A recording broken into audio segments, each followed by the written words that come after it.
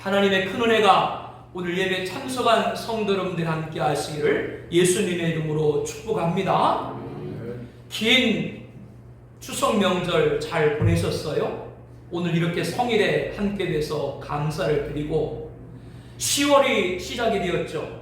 결실의 달인데 주의 능력이 함께해서 영육간에 좋은 열매들 가득 맺는 달 되시기를 또한 예수님의 이름으로 축복합니다. 오늘 본문은 하나님이 사라를 돌보셨다라는 말씀으로 시작을 하고 있습니다. 우리가 창세기 18장을 말씀을 나눌 때 여호와께서 말씀을 하셨죠. 내년 이맘때 내가 다시 돌아올 것이다. 그때 내게 아들이 있을 것이다. 그 약속하신 말씀 그대로 오늘 1년 후에 여호와께서 사라를 모대로 말씀대로 돌보셨어요.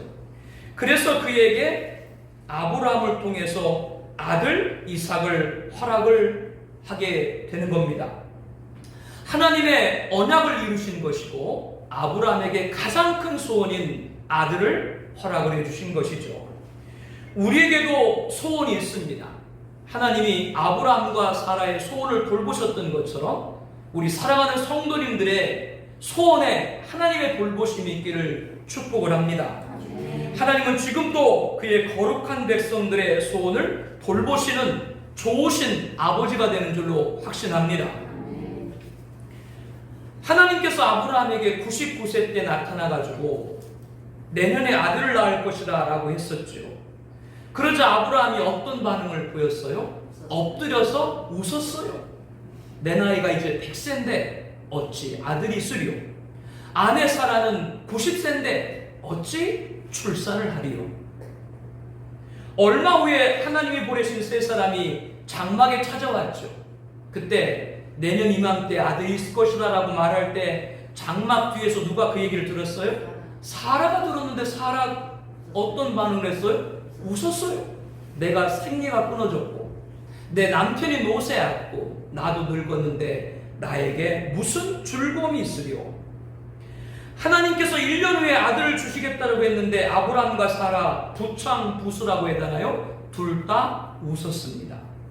그런데 하나님은 하나님이시죠. 아들의 이름을 뭐라고 하라고 했어요? 이삭이라고 하도록 했죠. 이 말씀대로 아브라함이 사라가 자기에게 낳은 아들 이름하여 이삭이라고 하였다라고 보면 3절에 말씀합니다. 이삭이 무슨 뜻이에요? 웃음입니다. 오늘 보면 6절에 이렇게 말하죠. 사라가 이르되 하나님이 나를 웃게 하시니 듣는 자가 다 나와 함께 웃으리로다. 앞서 사라는 자신의 장막을 찾아온 세 사람이 내년 이맘때 아들이 있을 것이다 라고 말했을 때 헛 웃음을 웃으면서 내가 어떻게 아들을 낳을까? 라고 했었죠.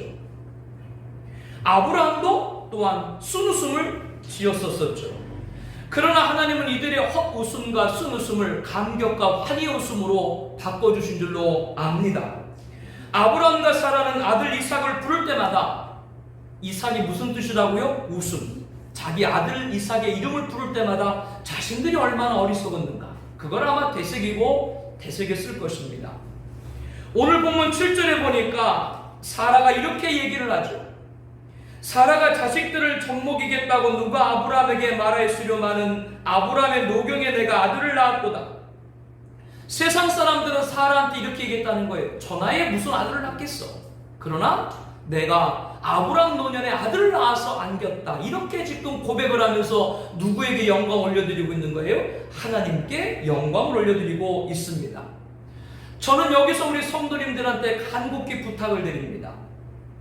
하나님이 아브라함 99세 때 사라 89세 때 나타나서 아들을 주겠다고 했을 때 두 사람은 모두 웃었습니다. 그 웃음이 헛 웃음이었건 쓴 웃음이었건 우리가 부족하여서 믿음이 안 갈 수도 있지만 하나님 말씀에 최소한 부정적인 태도는 취하지 않기를 바랍니다. 쓴 웃음이라도 웃으세요. 헛 웃음이라도 웃으라 그 말이에요. 제 말씀이 무슨 말인지 이해가 되시죠? 아브라함과 사라가 쓴웃음을 짓고 헛웃음을 친 것이 잘했다 그 말을 하는 것이 아니고요. 내가 죽어도 하나 봐라. 25년 동안 기다렸는데 안 줘? 그렇게 부정적인 언행, 기도하고 했는데도 이루어지지 않아. 내가 다시는 기도 안 하거라. 이런 부정적인 자세는 하지 말아야 된다라고 하는 걸 말씀을 드리고 싶어요. 아브라함도 25년 내내 주시겠다라고 말만 하시고 안 주시니까 얼마나 허탈했겠어요. 그래서 순웃음을 지으면서 100세 된 사람이 어찌 아들을 낳으리요? 내 아내는 90세니 어찌 출산을 하리요? 라고 회의를 가졌습니다.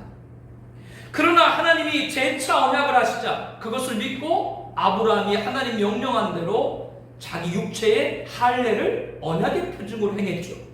사라도 세 사람이 찾아와가지고 내년 이맘때 아들이 있을 것이라고 말했을 때 헛웃음을 지으시면서 나에게 무슨 즐거움이 있을까라고 의심쩍어 했어요. 그러나 왜 너 웃느냐? 그런 책망을 받자 사라가 마음을 다시 먹고 여호와께서 능하지 못한 일이 있겠냐 약속의 말씀을 붙들었습니다. 이 말씀을 통해 보듯이 아브라함같이 회의를 갖더라도 쓴웃음, 사라같이 의구를 갖더라도 헛웃음을 짓고 다시 한번 말씀을 붙드는 것이 요청된다 그 말이에요. 여러분들 의심을 갖고 의구를 가질 수가 있어 사람이기 때문에. 그래도 마지막 결론은 뭐 해야 돼요? 말씀으로 다시 붙잡아야 돼요. 아멘. 특히 절대라고 하는 표현은 부정적인 언행과 자세는 이를 그르칩니다. 그래서 성도 여러분들이 하나님께서 여러분의 소원에 돌보심을 받으려면 절대로 부정적인 언행과 태도는 버려야 돼요. 또 단번에 해결되라고 하는 그런 도박 같은 자세도 버려야 됩니다. 부정적인 언행과 자세와 단번은 단어는 다르지만 의미는 같아요. 왜? 될 수 없는 상황을 만드는 결과가 똑같기 때문에 그렇습니다. 이렇게 부정적인 언행과 자세는 반등할 수 있는 아무런 계기를 가질 수 없습니다. 하나님은 헛웃음, 순웃음을 감격과 환희 웃음으로 바꿔 주시는 줄로 믿기를 바랍니다. 성도님들 얼굴을 펴세요. 하나님의 은혜를 사모하세요. 교회에 와서 세상 염려 생각하지 마세요. 예수님께서 말씀하죠. 너희 중에 누가 염려함으로 쿠키를 한 잔라도 더할 수 있느냐? 염려, 낙담, 불신으로 대변되는 세상의 걱정거리를 다 버리기를 바랍니다. 지금 부정적인 언행과 자세는 반등할 수 있는 아무런 계기도 갖게 하지를 못해요. 안 믿는 분들 전도할 때 이런 말 하죠. 교회에 다니면 새벽 기도도 해야 된다면서요? 아니 지금 주일도 안 나오면서 왜 새벽 기도부터 걱정을 해? 또 어떤 분들은 전도하면은 교회 다니면은 예배당 건축 공부도 해야 된다면서요? 아니 지금 11조도 작정하지 못하면서 왜 건축 공부까지 걱정을 해요? 예수님께서 이렇게 말씀을 하세요. 가장 작은 일도 하지 못하면서 어찌 다른 일들을 염려하느냐? 영적으로 부정적인 언행과 자세, 그것이 습성이 되어 있는 분들은 신앙의 입문도 하나님의 역사도 체험하기가 어려운 거예요. 예수님 뭐라고 말씀했다고요? 작은 일이라고 말씀을 했어요. 2020년 새해 우리 청아비전교회 첫째 주신 말씀이 뭡니까? 하나님이 우리 교회에 큰 일을 하라고 말씀하지 않았어요. 하나님 우리에게 주신 말씀이 뭐예요? 철저한 주일 성수와 예배 생활, 온전한 11조와 헌금 생활, 적극적인 복음 전도와 증거 생활. 이 내용들은 교회에 새 신자가 오면 교육하는 내용들이에요. 올해 이 말씀 주셨을 때 지금 시간을 돌아보니까 철저한 주일 성수와 예배 생활이 이렇게 힘든 거구나. 여러분들 지금 다 깨닫고 있죠? 코로나19로 얼마나 한국교회 예배가 흔들리고 있습니까? 그 주님 말씀하는 거예요. 너희들 큰일 하려고 하지 말라. 그리고 거기에 더해서 뭘 말씀했어요? 분명한 사명의식과 헌신생활, 간절한 재림신앙과 신부생활입니다. 큰일이 아닙니다. 부정적인 언행과 자세 벗어버리고 항상 신앙의 기본과 토대, 신앙과 기본과 토대에 충실하라. 그러면 하나님이 여러분들의 소원을 돌보실 줄로 믿습니다. 어떤 순간에도 신앙의 기본과 토대에 충실하면 하나님의 공일하심을 입고 하나님에게 소원의 돌보심이 받게 될 줄로 확신합니다. 기본과 토대를 잃어버리면 자꾸 부정적인 언행과 자세가 뚫고 나오는 거예요. 기본과 토대 잃어버리고 나는 큰 헌신도 하지 못하니까 이 교회 내가 필요 없어. 아니 누가 교회에 큰 일을 하라고 했나? 주일 성수 잘하라고요. 온전한 11조 잘하라고요. 큰 헌신 그거 얘기하지 말라고요. 헛웃음, 쓴웃음 좋은 건 아니지만 그래도 웃음이라도 지면 사라처럼 저 안 웃었는데요? 라고 자기의 창피를 감추려 하더라도 하나님은 그 연약함을 다 아시고 우리를 돌보아 주십니다. 하나님의 돌보심을 받을 수 있는 우리의 신앙이 되기를 바랍니다. 부정적인 언행과 자세 버리고 기본과 토대를 점검하고 건비해 가기를 바랍니다. 저는 요즘 아침 8시에 기도회를 합니다. 새벽 기도회를 드리고 나서 집에 가서 다시 교회 8시에 와서 아침 기도하는 게 쉽지 않아요. 그 지지난주 같은 경우는 과로가 돼서 3일 동안 새벽 기도도 인도하지 못하고 수요일에 금요기도에 사모님이 인도하게 됐습니다. 그럼에도 아침 8시 와서 계속 기도합니다. 특별한 기도 제목이 있어서 기도해요. 그러나 제가 특별한 기도 제목만 있어서 기도하는 것이 아니라 제가 기도하는 내용은 우리 성도님들이 코로나 팬데믹으로 어려운 가운데도 절대로 하나님의 손을 붙잡는 걸 놓지 않게 하옵소서. 그 기도해요. 어떤 순간에도 신앙의 기본과 토대를 잃어버리지 않게 하여 주옵소서. 그 기도 드리고 있어요. 교회를 위해서 큰 일을 하게 하옵소서. 그런 기도만 하는 것이 아니고요. 무엇보다도 성도님들이 어렵다고 이루어지지 않는다고 부정적인 언행과 자세가 아니라 신앙과 기본과 토대를 잃지 않기를 기도합니다. 그리고 세 번째 기도하는 제목은 끝까지 믿음을 지켜서 천국 가게 하옵소서. 여러분, 지금 우리 한국교회 볼 때 끝까지 믿음 지켜서 천국 가는 게 쉬울 것 같아요? 어려울 것 같아요? 지금 심각합니다. 한국교회는요. 다른 게 어려운 것이 아니라 예수 믿는 게 어려워요. 주일날 교회 한 번 나오는 게 어려워요. 순교 같은 마음 갖지 않고는 앞으로 주일날 예배 드릴 수조차도 없게 돼요. 예, 마지막 때니까 그렇게 되는 거예요. 저는 블로그 등 사이버를 통해서 여러 글들을 많이 올립니다. 그로 인해서 제가 공격을 많이 받는 일이 있는데, 제가 지금 공격을 가장 많이 받는 이유가 다른 것이 아니라 왜 예배 드리냐고, 예배 드리는 것 때문에 공격을 받아요. 그것도 세상이 아니라 목사님들한테 공격을 받아요. 성도님들한테 공격을 받아요. 교회를 통해서 공격을 받아요. 왜 예배 드리냐고, 목사한테 왜 예배 드리냐고 공격하는 것이 목사님들이다, 그 말이에요. 여러분들 심각하게 생각 안 하세요? 저는 심히 지금 두려운 마음으로 기도합니다. 작금의 사태는 코로나19로 인한 인명의 상해가 아니라 영혼의 상해가 입고 있는 거예요. 성도님들, 방역을 얻고 구원을 이루면 무슨 소용이 있어요? 지금 주객이 완전 전도돼 버렸어요. 성도님들이 혼란돼서 뭐가 우선인지를 잃어버리고 있어요.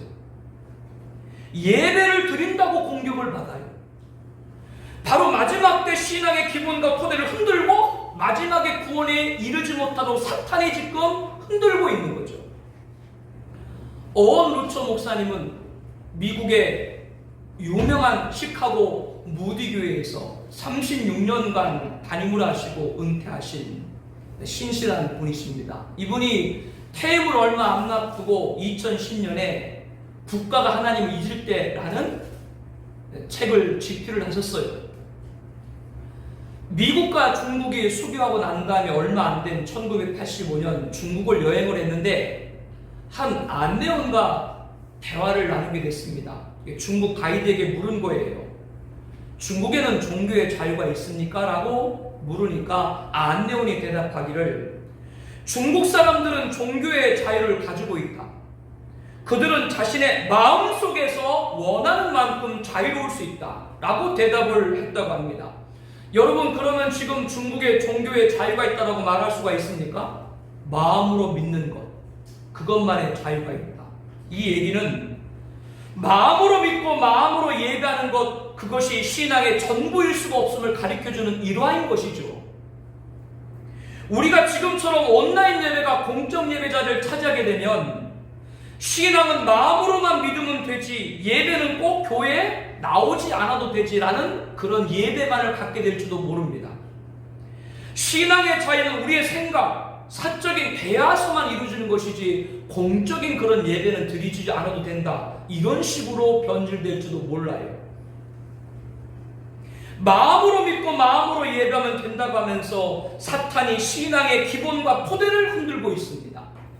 그리고 공적 예배는 가장 중요한 영적 생활의 부정적인 언행과 자세를 갖게 해요. 왜 공적 예배를 드려? 그냥 집에서 드리는데 자꾸 예배를 부정적인 것으로 몰아가요.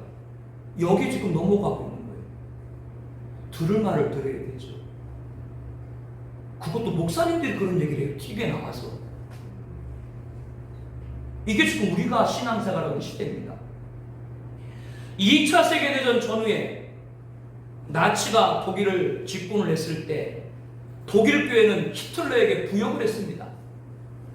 여러분들 히틀러가 유대인들 많이 죽였다는 얘기 많이 들었죠? 그때 히틀러가 유대인들을 많이 살해를 했을 때 도와준 사람 가운데가 목사님들이에요. 목사님들 유대인들 주소 적어가다가 알려주고 그랬어요. 정권의 교회가 무릎을 꿇은 거예요. 이때 교회를 살리고 조국을 지키고자 히틀러에 맞서 싸웠던 분들이 있습니다. 그 중에 한 분이 마르틴 니뮌러 목사님입니다. 1934년 그가 목회하던 베를린 근교 달렘에 있는 교회에서 다음과 같은 예언적 설교를 했습니다. 우리 교회 전체와 지역사회는 유혹자의 체에 던져졌으며 사탄은 차를 흔들고 바람이 불고 있으며 이에 우리는 알곡인가 축정인가 분명하게 자기 정체성을 나타내야 됩니다. 여기서 차라고 하는 것은 곡식을 까불리는 거 아시죠? 여기에 지금 독일 교회가 놓여있다, 그 얘기를 지금 그렇게 하는 거예요. 니뮌러 목사님은 하나님은 사탄에게 자유로운 손을 주었다. 그리고 우리의 모습이 어떠한지 흔들어 보도록 사탄에게 허락하셨다. 사탄은 그의 채를 흔들고 있으며 기독교는 사방팔방으로 던져진다. 고난받을 준비가 안 된 사람, 자신의 경주와 그의 만족을 위해 좋은 것만 얻으려고 스스로 그리스도나 자칭하는 사람들은 시간의 바람에 의해서 쭉정이처럼 날아가 버리고 말 것이다 라고 설교를 했습니다. 지금 방역 지침으로 인해서 공적 예배가 금지되면서 예배가 흔들리고 있는 한국교회에 경각을 주고 있는 말씀이죠. 사탄이 욥을 하나님께 참소하죠. 하나님이 뭐라고 그러세요? 욥의 몸만 손대지 말고 마음대로 네가 해야라. 지금 한국교회가 사탄이 코로나 팬데믹으로 차를 가지고 공전열을 흔들고 있는 거예요. 여기에 절대로 쭉정해야 돼서 밖으로 나가면 안 되는 거예요. 우리는 이 체질에 넘어가지 말아야 됩니다. 이 체질에 넘어가면 부정적인 언행과 자세가 나타나게 됩니다. 우리는 반드시 알곡으로 남아야 됩니다. 한국교회는 거룩한 예배가 회복되고 신앙의 토대와 기본을 날마다 세워야 될 줄로 압니다. 마지막까지 신앙의 태도와 토대와 기본을 잃지 않아야 그 사람을 구원하시고 그 사람의 소원을 돌보시는 거예요. 아브라함과 사라의 소원을 돌보셨던 것처럼 말이죠. 성경에는 전염병 같은 큰 어려움이 있을 때 어떻게 하라고 성경은 말씀하고 있나요? 집에 꼭꼭 숨으라고 그랬나요? 성경은 이렇게 말합니다. 역대하 20장 9절 말씀을 다 같이 한번 보겠습니다. 함께 봅니다. 만일 재앙이나 난리나 변책이나 전염병이나 기근이 우리에게 임하면 주의 이름이 이 성전에 있으리니 우리가 이 성전 앞과 주 앞에 서서 이 환난 가운데서 주께 부르짖은즉 들으시고 구원하시리라. 아멘. 전염병 같은 어려움이 창궐하거든 주의 이름이 있는 성전 앞에 가서 너희들이 그의 이름을 부르면 하나님이 구원하시리라. 할렐루야. 성경은 이렇게 말하고 있는데 왜 한국교회가 거꾸로 행하냐고. 우리는 말씀으로 돌아가야 될 줄로 압니다. 예배로 대표되는 신앙의 기본과 토대를 잃지 말아야 됩니다. 아브라함은 100세 아들을 얻었다라고 오늘 본문 5절에 말하죠. 얼마나 기뻐요. 그래서 큰 잔치를 배설했습니다. 오늘 본문 10절에 보니까요.